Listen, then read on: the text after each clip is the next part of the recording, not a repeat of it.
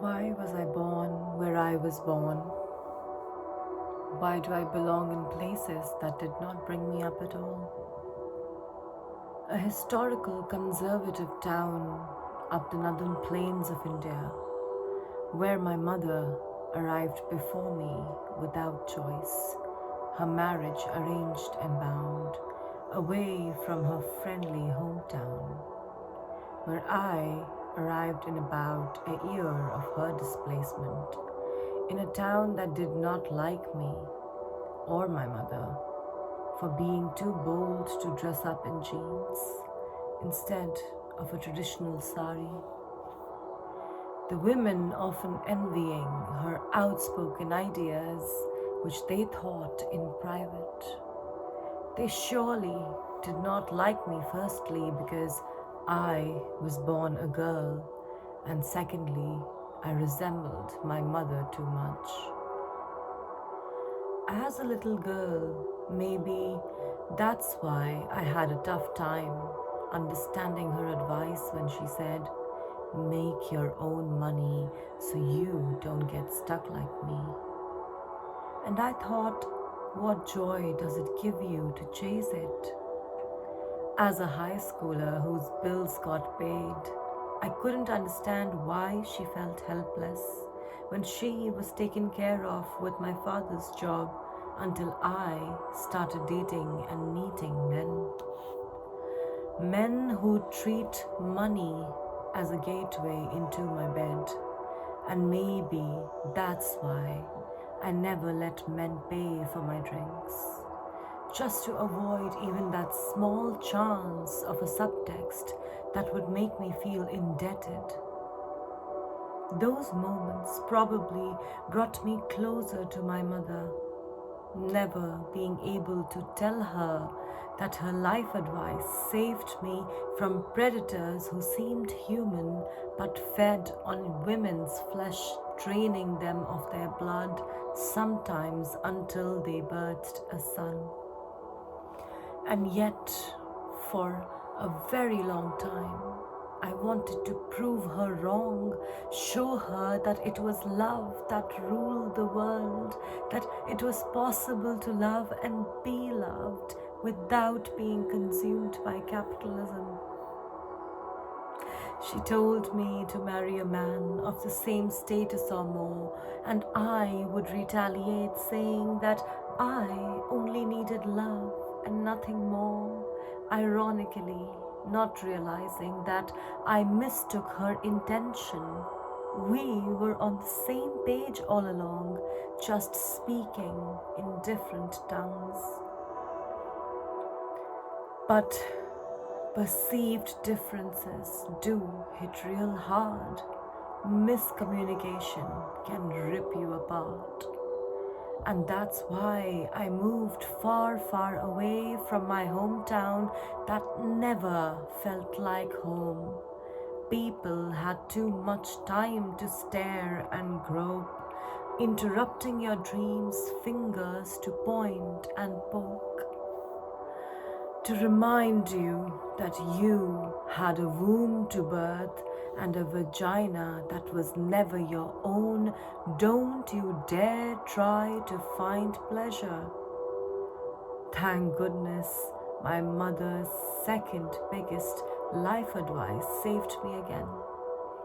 She would warn me seriously and say, "I don't care what you do, but you better find a good college outside of this state." As a child, I felt like she just wanted to push me away, like she didn't love me enough to be with her. And out of spite, of course, I took her advice and found the best college far, far away. Moving from the northern plains to the southern coast of India, that gave me a sense of liberation and safety which my hometown never can even today. I felt a belonging like no other. Maybe I felt I belonged because I was an outsider. I did not speak their language, unaware of their culture.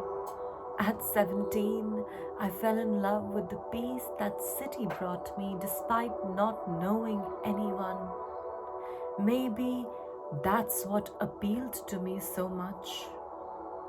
This space to be left by myself and no one controlling my life or reminding me of my gender.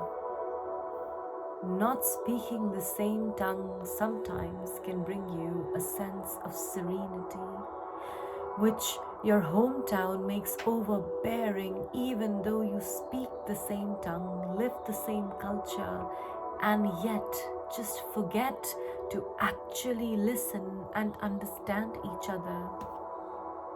That city taught me that comprehending a person had nothing to do with language or culture. Your intentions were what really mattered.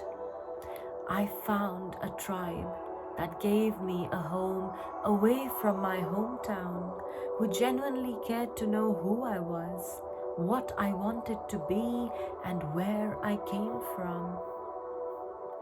I felt I belonged in places that did not bring me up until graduation, when people left to other cities, offering them fancy packages and fat salaries, and I felt like a foreigner again, not knowing how could homeliness creep out after being so long in a place so beautifully found.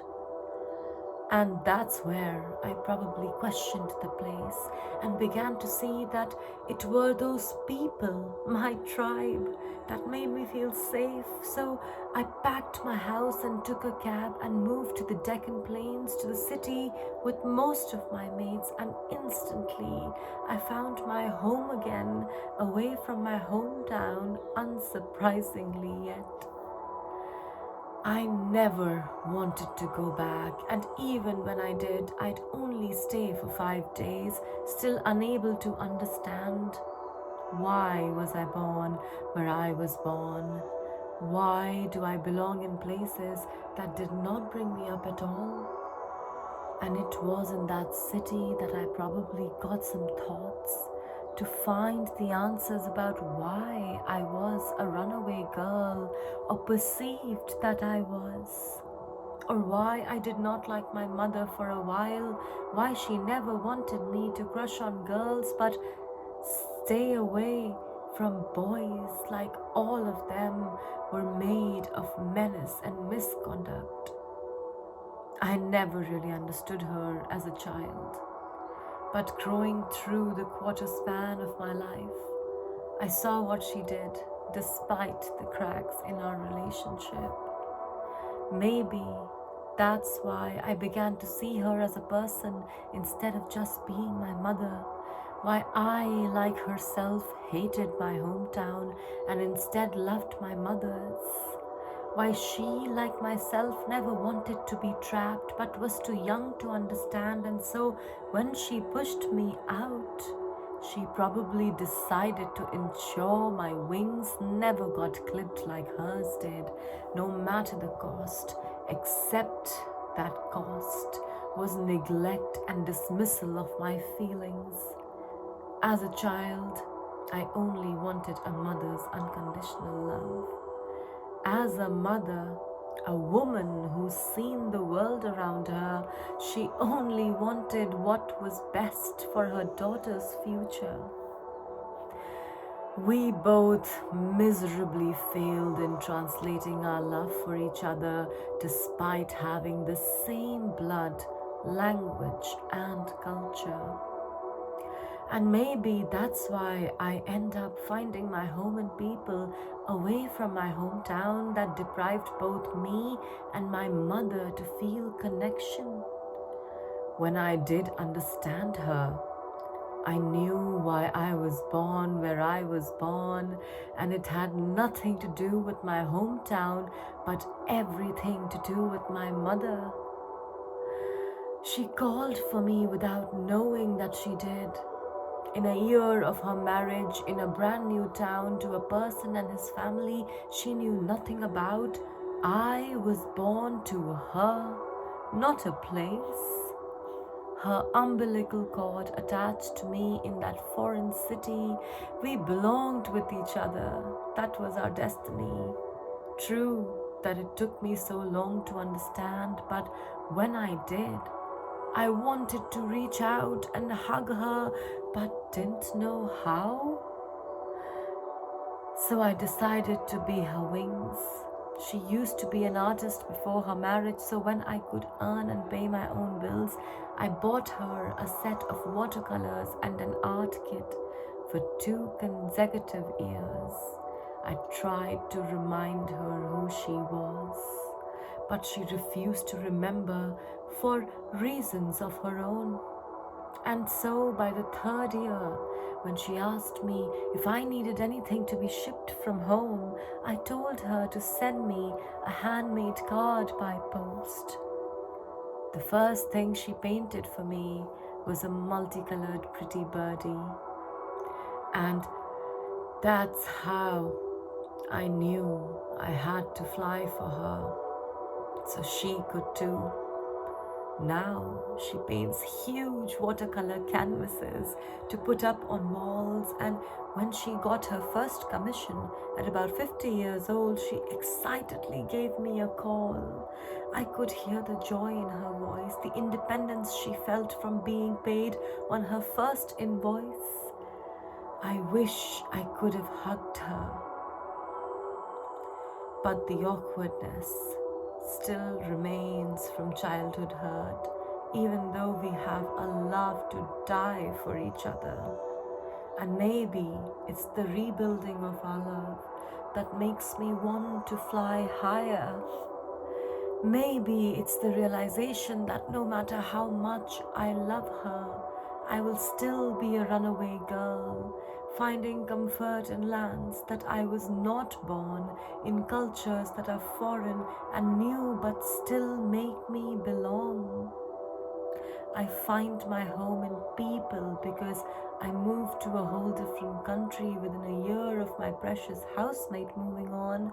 Maybe I don't find places to belong. Instead, I get called to people who become my home to show me the love and acceptance that I kept seeking for so long.